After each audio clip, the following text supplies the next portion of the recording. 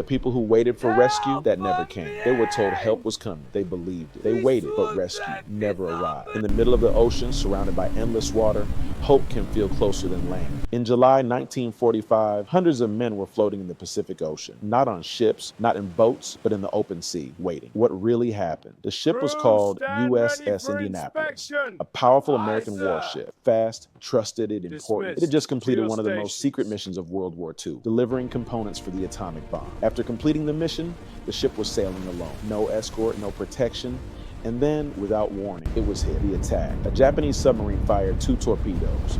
The explosions were devastating. Within 12 minutes, the ship sank. Over 300 men went down with it, but nearly 900 survived. They made it into the water, in the dark, in shock, in silence, and they believed rescue would come soon. The wait begins, but something went terribly wrong. The ship never sent a distress signal. Its route was classified. No one noticed it was missing, so no rescue was sent, and the men in the water didn't know that. They waited. Day 1. The sun rose, no ships, no planes, just ocean. Men clung to life rafts. Others floated with nothing but life jackets. Thirst began almost immediately. The salt water burned their lips. Their skin blistered under the sun. Still, they waited. Night 1. When night fell, the ocean changed. Shadows moved beneath them. Fins broke the surface. Sharks, first 1 or 2, then dozens.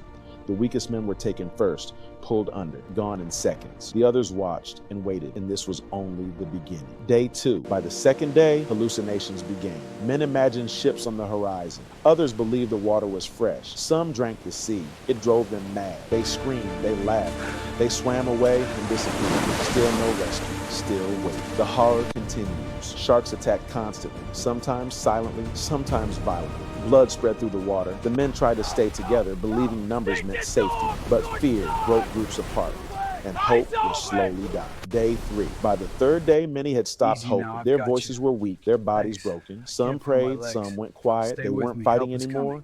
They were just waiting. On the 4th day, something unbelievable happened. A patrol plane flying routine drills noticed oil in the water. Then tiny dots, men alive. The pilot couldn't believe it. He immediately called for help. Rescue. Too late for most rescue ships rushed to the location. They pulled survivors from the sea.